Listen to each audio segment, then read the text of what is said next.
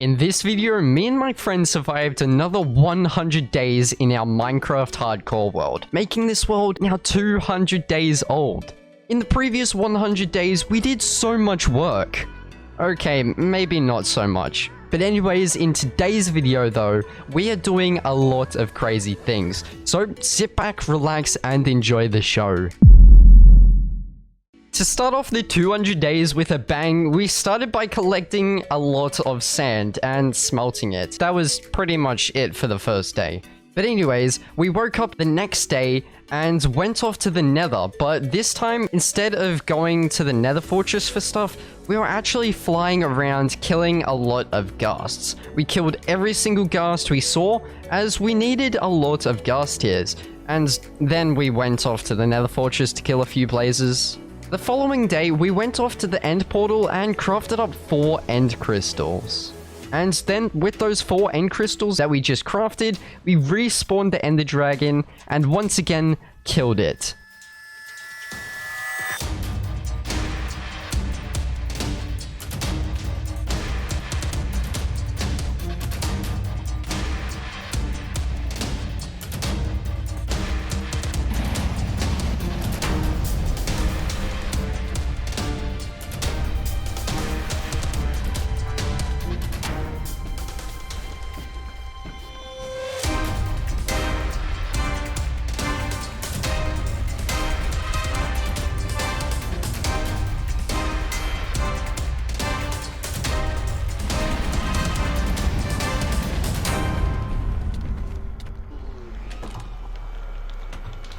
Get wrecked, Ender Dragon. On day 4, we spent the entire day getting materials for an XP grinder. We needed a lot of cobblestone, so we set the beacon to haste 2 and grinded up lots of cobblestone.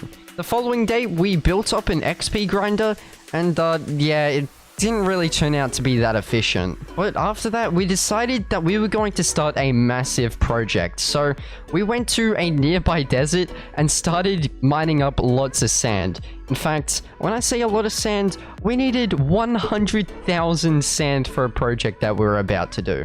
So we went to the desert and just started breaking all the sand we saw. On day 15, we wanted to take a break from sand mining, so we decided to build an automatic bamboo farm, as we would need a lot of glass. And we didn't have lots of coal, so we thought bamboo could be a replacement for coal, so that's what we did. We built up the bamboo farm, and that took a day, so yeah. So we built up the bamboo farm and started smelting sand for glass, because we just obviously didn't realize that you could trade glass from the villager or something. I don't know. For the next 4 days, after building the AFK bamboo farm, one of us actually AFK'd it, while the rest of us just mined up more sand so we could make more progress in that 100,000 sand broken. Yeah, that's going to take a long time. On day 20, after AFKing, we all went and raided an ocean monument. We ended up with 50 sponge, which is actually a pretty decent amount. After raiding the ocean monument, we went and dried our wet sponge in the nether. Because if you don't know, sponge instantly dry up if you place it in the nether. It's definitely a very useful trick. And then on day 21 to 23, we started looking for a place to start building our massive mega base. Once we found an area that we would actually build this base, we started working on an outline because this was going to be a circle. You've probably seen these videos on YouTube where people like drain out a circle in the ocean. Well, yeah, we were going to do that, but take it to the next level. So for the next 3 days, we just spent making the outline of this circle. Yeah, that was a very frustrating task.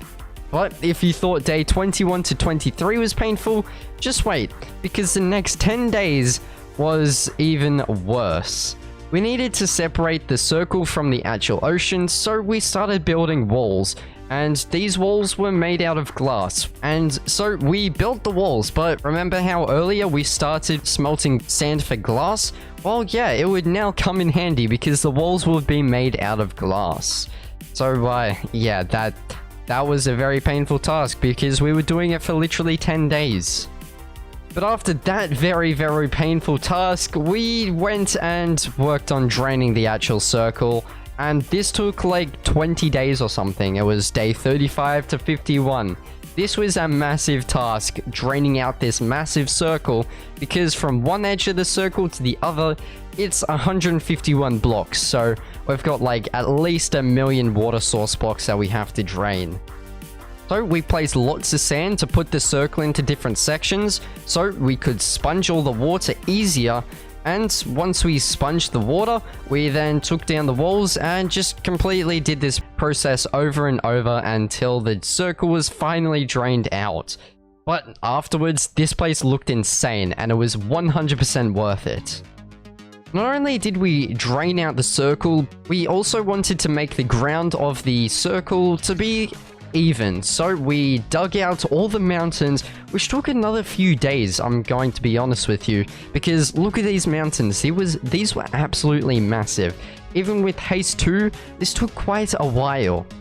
But once it was done, it was 100% worth it, because this place looked insane now.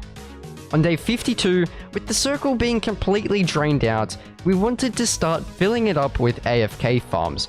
So we began by building a very simple automatic melon and pumpkin farm, because we could then use the melons and pumpkins to trade with villagers later on in the world.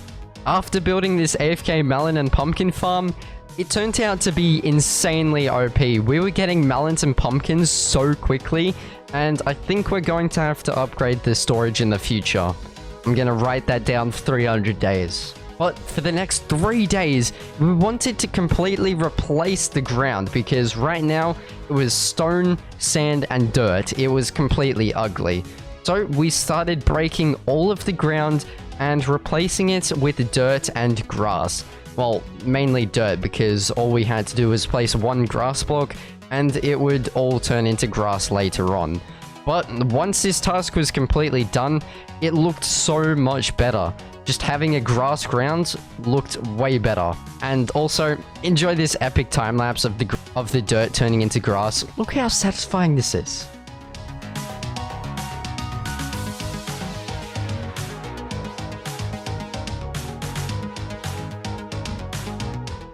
On day 57 to 58, welcome to the segment I like to call I want a shit ton of wool, so let's make an automatic wool farm.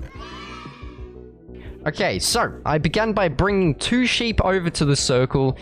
This was a very annoying task, but once it was in the circle, I bred the sheep and started working on a place for the automatic wool farm.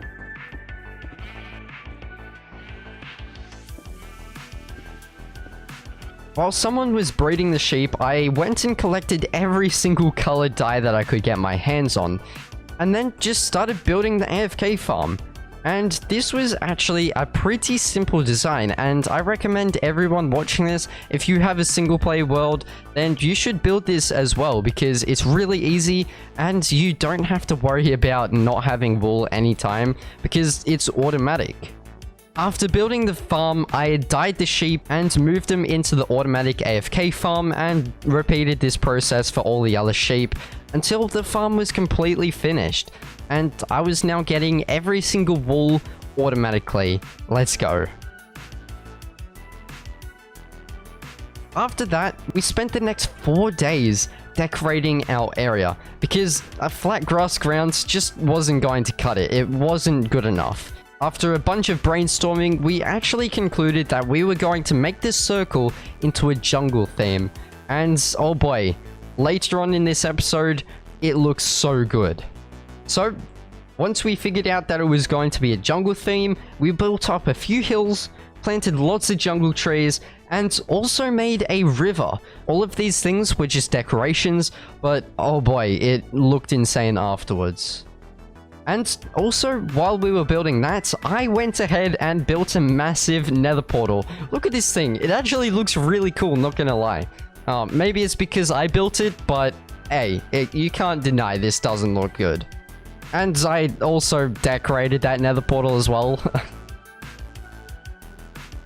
After building all those decorations, we spent the next 8 days in the nether.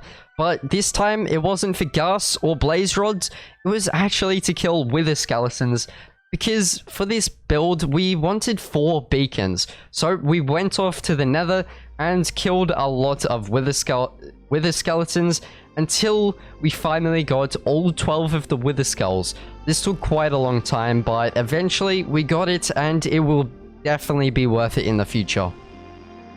Days 71 to 72, we just messed around on these days and did a little bit of building, just made the whole circle look a lot better than what it actually did.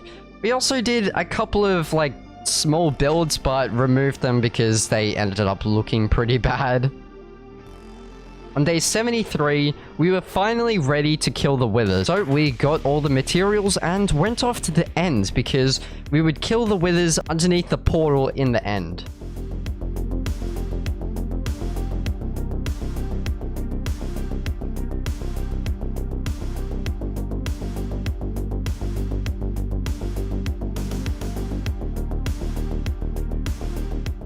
After killing all of the withers, we came back to the overworld, crafted up the beacons, and placed a maxed out beacon at every edge of the circle, and this place ended up looking really cool.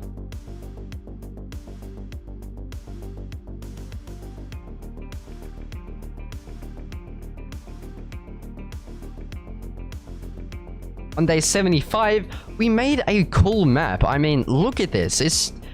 Shout out to one of my friends, Will, for making this because it looks really cool.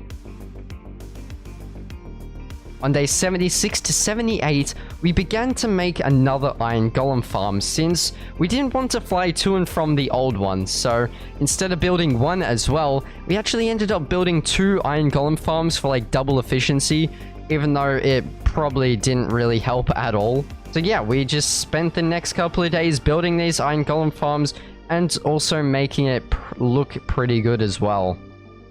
On days 79 to 90, yes, this took a very long time, but it is also because of one major thing. But in these days, we spent this time building a brand new building for a villager trading area.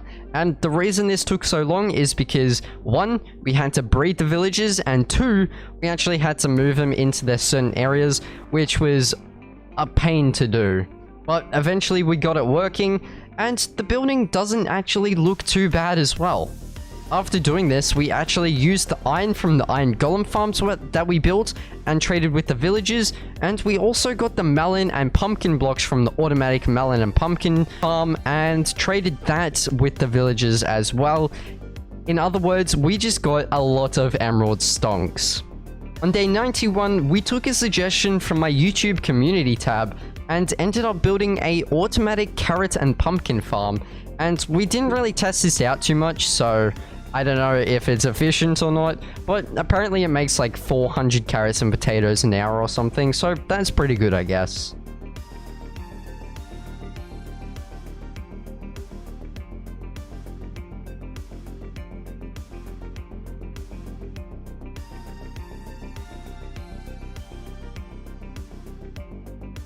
From day 92 to 99, my friend built this cool little statue to actually go out the front of our villager house. As you can see, it's kind of like a small villager statue or something, but yeah, it actually looked really cool anyways. And then after that, for the rest of the day, to day 99, we spent the rest of this time decorating the circle even more, replacing all the ugly blocks in the walls to cool stone things. I don't know what you would call this, but it ended up making the wall look a lot cooler. We planted more trees, and we also put some grass on the ground as well, just to give the place a lot more details. And then for the final day of this 200 days episode, we flew from our house to our old house to the circle, and I also bugged out with my elytra. I have no clue what was going on here. We went to eat the cake, but none of us were hungry, so we couldn't even eat the cake. So yeah, overall, this was a good 200 days video. If you guys did go on to enjoy, please consider dropping a like and subscribing, as it honestly helps out a lot more than you probably think. But anyways, thank you for watching, and I'll see you all in 300 days, maybe.